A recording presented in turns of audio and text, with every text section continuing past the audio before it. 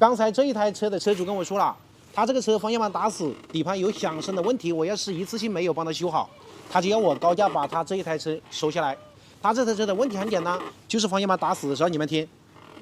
有明显的这种咯咯咯的响声。一般导致这种响声的原因，就是底盘上面的那些可以合动的球头里面有间隙了，或者吹油导致的。现在我们就拿这个方向盘的摄像台给你们看一下，为什么底盘上面的那些球头有间隙、吹油以后，在我们打方向盘的时候会有响声。我们可以清楚的看到，在我们打动方向盘的时候，这个轮胎它要左右的摆动。当这个轮胎左右摆动的时候，它是有一些支点的。我们来看。这个横拉杆的外球头就是一个支点，然后这个下摆臂的这个下球头也是一个支点。我们可以清楚的看到，这两个球头在我们轮胎左右摆动的时候，它是需要转动的。如果这个球头里面没有润滑脂了，或者里面已经出现很严重的间隙了，甚至有些都已经生锈了的话，那么这个球头在转动的时候，它就会出现那种金属的一个摩擦声，也就是我们刚才所听到的那样的一个响声了。所以我怀疑刚才那台车有响声的原因，就是这个横拉杆的球头和这个下摆臂的球头，或者平衡杆的球头里面生锈了、吹油了导致的一个响声。这一台车打方向盘有响声的问题，我们已经找到了。你们看，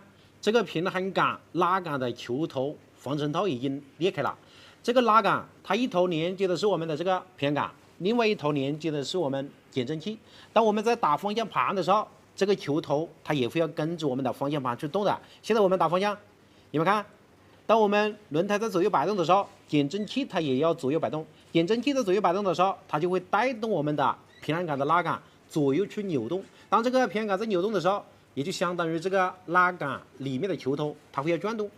如果这个防尘套损坏了、裂开了，那么地面上的那些水，它就会沿着这个破洞进入我们的这个球头里面，会导致这个球头里面生锈，而且会导致这个球头里面的那些润滑脂直接跑出来。所以时间长了以后，这个里面就会出现间隙，甚至严重的会生锈。所以在我们打动这个方向盘的时候，它就会出现那种咯咯咯的响声。那么为什么这一台车我们升高起来以后，在打方向盘的时候听不到任何响声呢？其实原因很简单，因为我们的轮胎只要离开地面以后，那么这个球头它就不会受力了，包括我们的这个下摆臂的球头，还有那个横拉杆的球头。都是同样的一个情况。如果它里面已经生锈，出现了间隙，那么你只要把车子升高起来以后，你去打方向盘，没有任何的响声。但是只要当你把这个轮胎放回地面上，只要这些球头受到了一定的拉力以后，那么在我们打动方向盘的时候就会有响声了。那么我们平时遇到这样的问题，我们怎么去判断是哪一个球头有问题导致的呢？其实很简单，我们首先用眼睛来观察，如果发现这些防尘套裂开了，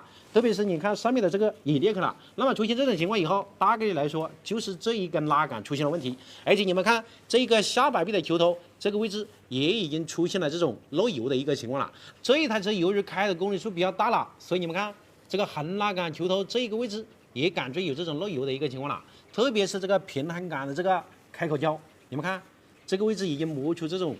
粉末出来了，说明这一台车的这些橡胶部件都已经出现老化了。所以这一台车的维修方案是直接把这些合动的球头，包括这些橡胶件，把它换掉，然后去做一个私人定位，就可以把这个问题直接解决掉了。如果我们的车这些球头出现了问题，像这种车型的，我们是可以单独拆开这个球头来单独换这个球头的，不需要连这个下摆臂一起换。像这个的话，我们只要从这里扭开，就可以把这个外球头拿出来。然后这个开口胶的话，然后把这4个螺丝拆了以后，就可以很顺利的把它取下来了，把它换成那种全新原厂的，装上去以后就不会有任何的响声了。而且在马路上开的时候，它的质感都会不一样。特别是像这种摆臂的球头、这种拉杆的球头，这些开口胶，它的价格都不是很贵。如果我们的车公里数比较大了，我们可以主动的去把这些便宜的球头、这些橡胶套把它换掉，这样的话可以改善我们车辆行驶时候的一个质感。不要一上来就去更换这个下摆臂和这个减震器。这台车平衡杆的拉杆我们已经拆下来了，现在我们用手来摆动这个球头的时候，很明显可以发现非常的生涩，没有一点那种丝滑顺滑的感觉了。